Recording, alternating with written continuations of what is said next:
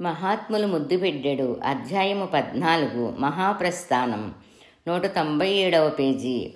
అవతరించినది దైవమే అయిన మానవాకారం ధరించడాన్ని బట్టి ఆకలి, దప్పిక, అనారోగ్యం వంటి ప్రకృతి ధర్మాలకు వారి దేహాలు గురి అవుతాయి. శ్రీ మాస్టర్ 1988 జనవరి మాసములో అద్భుత రీతిన షిరిడీలో శ్రీ సాయి స్వహస్తాలతో వెలిగించిన దునిలోని పవిత్ర అగ్నిని తీసుకువచ్చి ఒంగోలు సాయి మందిరం దునిలో కలపటం, సెప్టెంబర్ మాసములో సాయి సన్నిధి గ్రంథావిష్కరణ, అక్టోబర్ మాసములో నందదీప్ సాయి నమాజ్ కావలి వారిచే ఆచార్యులు వారి 51వ జన్మదిన రజోత్సవ సంచిక విడుదల మరుపురాని ఘట్టాలు. ఒంగోలు శ్రీ షిరిడీ సాయి మందిర్ మహారాజ్ లో సాయిని ప్రతిష్ఠించుటకై అమృతశిల మయమగు మూర్తి కొరకు ఆర్డరు ఇచ్చుటకు మార్చి 19, 1989 షిరిడీ సాయి కల్చర్ మిషన్ ఒంగోలు తరపున శ్రీ పివి రమణారెడ్డి, ట్రెజరర్ శ్రీ ఎం సీతారామయ్య గారితో కలిసి మాస్టారు గారు జైపూర్ వెళ్లారు. ఆ సందర్భంలో జైపూర్ నుండి అజ్మీరుకు శ్రీ కాజ్ మొయిద్దీన్ చిస్తి సమాధి చూచేందుకు వెళ్లారు. ఆ ఖర్చులు మనకు సంబంధించినవని, మందిర ఖర్చుల క్రిందకి రావని, తన వాటా ప్రకారం ఆ ఖర్చులు ఇవ్వటం ధర్మం అని ఇచ్చారు. అలా చివరి వరకు ధర్మాన్ని తప్పక ఆధ్యాత్మిక జీవితాన్ని గడిపారు మాస్టర్ గారు. తమ భౌతిక దేహత్యాగాన్ని గురించి ముందుగానే ఉత్తరాల ద్వారా పరోక్షంగా సూచన చేశారు.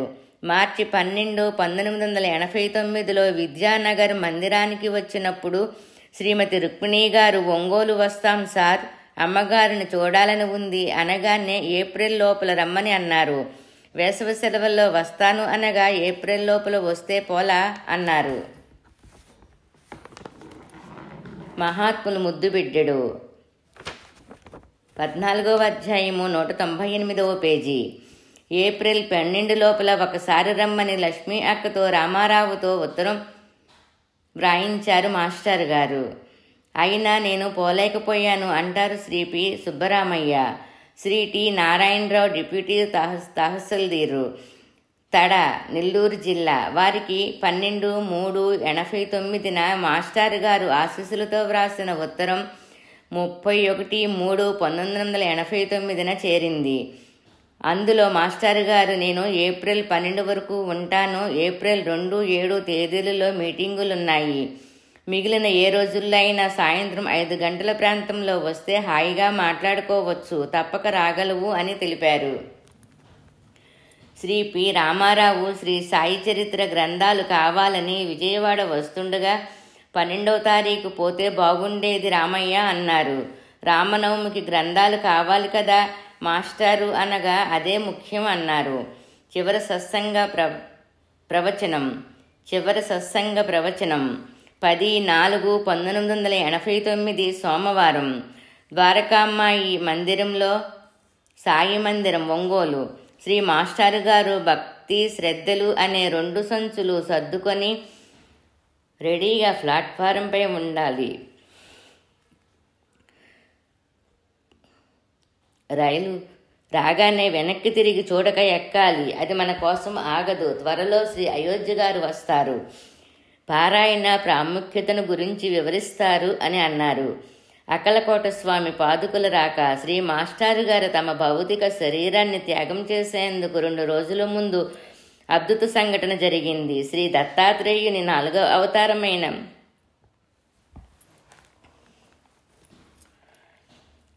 శ్రీ సాయి మరొక రూపము అయిన శ్రీ అక్కలకోట స్వామి వారు ప్రసాదించిన, వారు ధరించి నడిచిన చర్మపాదుకులను 10/4/1989 మధ్యాహ్నం శ్రీ స్వామిని సేవించిన శ్రీ చోళప్ప గారి మునిమనవుడు శ్రీ దినకర్ గారు స్వామివారి ఆదేశం ప్రకారం తనతో తీసుకొని వచ్చి శ్రీ మాస్టర్ గారి ఇంట్లోకి అడుగుపెట్టారు. అప్పుడు శ్రీ మాస్టారు శ్రీ సాయి లీలామృతం 7వ ముద్రణ సిద్ధం చేసుకుంటున్నారు. ఈ పాదుకులు దరిదాపు 130 సంవత్సరాల నాటివి. శ్రీ దత్తాత్రేయ సంప్రదాయంలో పాదుకులకు అత్యంత ప్రాధాన్యం ఉంది. మహనీయులందరూ నడిచి చూపిన ఆధ్యాత్మిక సాధనా మార్గానికి అవి సంకేతాలు. ఆచార్యులు వారు ఒకసారి పాదుకులు ప్రాశస్తాన్ని గూర్చి చెబుతూ, ఎప్పుడూ భూమిపై ఆని ఉండే ఈ పాదుకులు శ్రీ దత్తాత్రేయుడు భూమిపై అన్ని యుగాలలోనూ లభిస్తుంటారనడానికి సంకేతం. గురువు త్రిమూర్తులు పరబ్రహ్మ స్వరూపం. ఆ భగవంతుని పాదాలే భూలోకమయ్యాయని భూపాదౌ వేదం చెబుతుంది. విశ్వము సర్వభూతాలు కూడా ఆ భగవంతునిలో పాదమే, అంశమే అని పాదోస్య విశ్వభూతాన్ని వేదం చెప్పింది అన్నారు. ఈ విశ్వం నాలోనే ఉన్నది అని సాయి చెప్పారు. ఈ అఖండ విశ్వమే నేను, మూలానికి మూలం దత్తనగరం. నా రూపం ఇప్పుడు షిరిడీలో ఉన్నది అన్నారు శ్రీ అక్కలకోట స్వామి. అంటే శ్రీ సాయియే స్వయంగా పాదుకుల రూపంలో ఒంగోలు వచ్చారు. అక్కలకోట స్వామి నుండి షోలాపూర్కు 46 కిలోమీటర్లు. శ్రీ స్వామి పాదుకులు మాస్టర్ దగ్గరికి వచ్చాయి. ప్రజల దర్శనం కొరకు మందిరములో పెడుతున్నట్లు ఈ విషయం మైకు ద్వారా పట్టణమంతా తెలియపరచమని సాయి మందిర్ కమిటీ సభ్యులు చెప్పి పంపగా వారెంతో ఆనందంతో భక్తి శ్రద్ధలతో ఆ పని చేశారు. 10వ తేదీ సాయంత్రం భక్తజనులు శ్రీ షిరిడీ సాయి మందిరములో స్వామివారు పాదుకులను ప్రజలు కన్నులారా దర్శించారు. సేజహారతి తర్వాత తిరిగి మాస్టారు గారింటికి పాదుకులు తెచ్చారు. తిరిగి 11వ తేదీ ఉదయం 7:30 మాస్టారు పాదుకులకు ఆరతి ఇవ్వగానే భక్తజనులు మాస్టారు గారి ఇంటి నుండి మేళతాళాలతో ఊరేగింపుగా మందిరానికి తీసుకువచ్చారు. ఆ రోజు సాయంత్రం 3 గంటలకు మాస్టారు గారికి చిన్నగా గుండె నొప్పి వచ్చింది. డాక్టర్ చూచి ఏమీ పర్వాలేదు, విశ్రాంతి అవసరమని చెప్పారు. మందు తీసుకోవడంతో బాధ ఉపశమించింది. సాయంత్రం సత్సంగ గదిలో ఉన్న భక్తులతో, ఈ రోజు బాగాలేదమ్మా, నేను ఈ మాత్రం వచ్చి కూర్చున్నానంటే మీ అదృష్టం అన్నారు. మందిరములో సేజ ఆరతి తర్వాత పాదుకులను మాస్టారు గారి ఇంటికి తెచ్చారు. 11వ తేదీ మంగళవారం రాత్రి మాస్టారు గారు పడుకున్నాక 2 గంటల ప్రాంతంలో సాధకులు సాయి భక్తులకు శ్రీ అయోధ్య గారు వారికి కలిగిన స్వప్న దర్శన సూచనలను బట్టి సేలం నుండి మాస్టారు గారి వద్దకు ఒంగోలు చేరారు. 12/4/89వ తేదీ బుధవారం ఉదయం కాగడ ఆరతి కాగానే శ్రీ అక్కలకోట స్వామి పాదుకులను మాస్టారు వద్దకు తీసుకుని వెళ్ళగా నమస్కారం చేసుకున్నారు మాస్టారు గారు.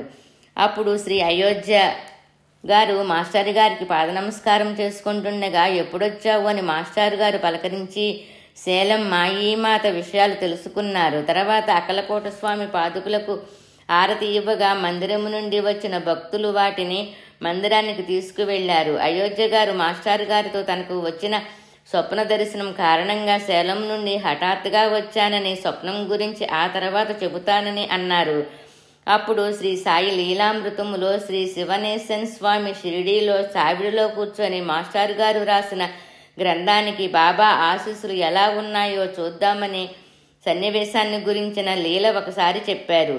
తర్వాత ప్రక్కనే ఉన్న హరనాథ్తో శ్రీ సాయి లీలామృతం 7వ ముద్రణ పరిష్కరణ కొద్దిగా ఉంది రాద్దామా అని నటరాజబాబా గారి అనుభవంతో గ్రంథ సమాప్తి చేశారు. ఉదయం 7:30 గంటల ప్రాంతంలో మాస్టారు గారికి గుండెలో నొప్పి వచ్చింది. డాక్టర్ ఇచ్చిన మందులు వేసుకున్నారు, కానీ నొప్పి తగ్గలేదు. హరి, లక్ష్మీ అక్క వారందరూ ఆందోళనతో డాక్టర్ను పిలుచుటకై వెళ్లారు. ఈ లోపల మాస్టారు గారు మంచంపై చిన్నగా అర్ధపద్మాసనంలో కూర్చొని ధ్యానంలోకి వెళ్లారు. కొద్దిసేపటికి నొప్పి ఎక్కువైంది. వెంటనే అయోధ్య చోళప్ప గారి మనవడు శ్రీ దినకర గారు కలిసి డాక్టర్ వద్దకు తీసుకువెళ్లే ప్రయత్నంలో ఉండగానే సత్సంగ హాల్లో శ్రీ మాస్టారు గారు తుదిశ్వాస విడిచారు. అయినా డాక్టర్ వద్దకు తీసుకుని వెళ్ళగా అప్పటికే 10-15 నిమిషాల క్రితమే వారు సమాధి చెందినట్లు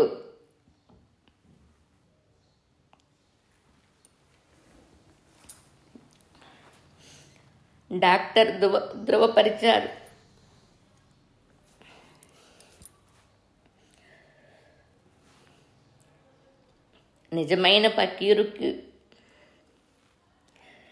నిజమైన పకీరుకు మహాత్మునికి ప్రతి శ్వాస అంతిమ శ్వాసతో సమానమే అని అన్నారు కదా పెద్దలు.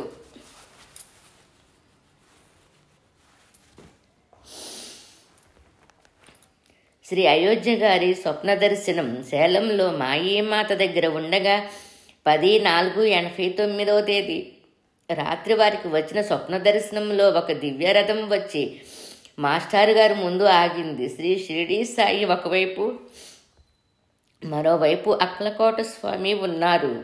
మాస్టారు గారిని రమ్మని పిలిచి రథములో కూర్చోబెట్టుకున్నారు. ఈ స్వప్నం వచ్చిన వెంటనే మాస్టారు గారు త్వరలో సమాధి అవుతారేమోనని ఆందోళన కలిగింది. అందుకని వెంటనే 11వ తేదీ రాత్రికి ఒంగోలు చేరుకున్నారు. శ్రీ భరద్వాజ మాస్టారు గారు భౌతికంగా తమను వదిలిపోయారన్న ఆశనిపాతం లాంటి వార్త చెవులు సోకగానే పట్టణంలోని వీధిలోని ఇళ్లల్లోని వారంతా నిశ్చేష్టులయ్యి, మా మమతల మాస్టారు మీరెక్కడికెళ్లారు, ఇంకెవరు మాకు దిక్కు అని రోధించుకుంటూ గుండెలు బాదుకుంటూ కన్నీటిదారులతో ముంగమూరు డొంకలోని పాత పోస్టాఫీసు రోడ్డు వారి నివాస గృహానికి పిన్నా పెద్దలు ఏకమై రాసాగారు. వచ్చి తనివి తీరా కళ్ళారా దర్శించుకోసాగారు. దర్శించుకొని బాధాతప్త హృదయాలతో నిండు జోహార్లు చేయసాగారు. శ్రద్ధాంజలి ఘటించారు. ప్రకృతి మాత పరవశించింది. వారు మధురాతి మధురమైన కంఠస్వరం మోగపోగా చెట్లపై పక్షులు కన్నీటి బొట్లు రాల్చసాగాయి. శ్రీ సాయి తను సంకల్పించిన విశ్వశ్రేయస్సుకై శ్రీ మాస్టారును మన మధ్యకు పంపారు. అప్పగించిన పనిని సంపూర్ణంగా చిత్తశుద్ధితో నిర్వహించిన తన బిడ్డడి సేద తీర్చుటకు సాయి తండ్రి తన ఒడిలోనికి చేర్చుకున్నారు. తనలో లీనం చేసుకున్నారు. మహాత్ములంతా అవధూతులంతా తమ ముద్దు బిడ్డను హక్కున చేర్చుకున్నారు. అయోధ్య గారు చిన్నతనము నుండి దేవీ ఉపాసకులు. అనేక ఆశ్రమాలు దర్శించారు. హఠయోగం అభ్యసించారు. జ్యోతిష్యం, హస్త సాముద్రికం, వాస్తు మొన్నగు వాటిల్లో ప్రావీణ్యం సంపాదించారు. 1886వ సంవత్సరం మాస్టారు గారిని దర్శించిన వీరు శ్రీ మాస్టారు గారి సలహాపై శ్రీ గురుచరిత్ర పారాయణ చేశారు. మహాత్ముల అవధూతుల దర్శనం చేసుకున్నారు.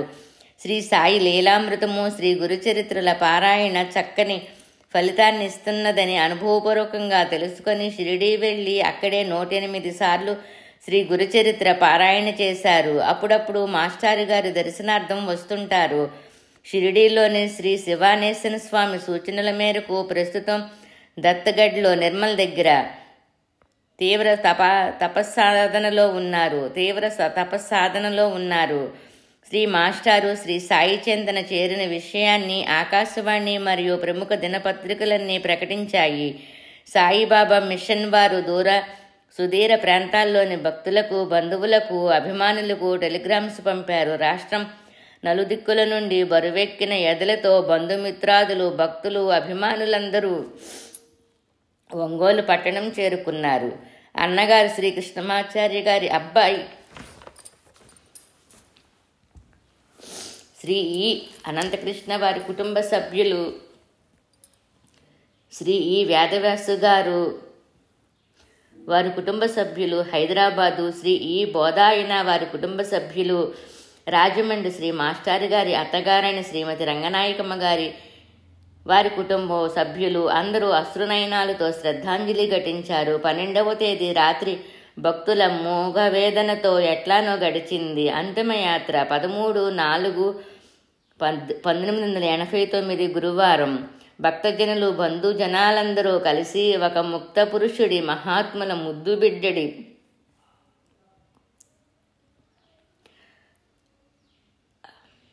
అంతిమయాత్ర సన్నాహాలు చేయసాగారు. ఉదయం 9 గంటల ప్రాంతంలో శ్రీ మాస్టారుకు స్నానం చేయించారు.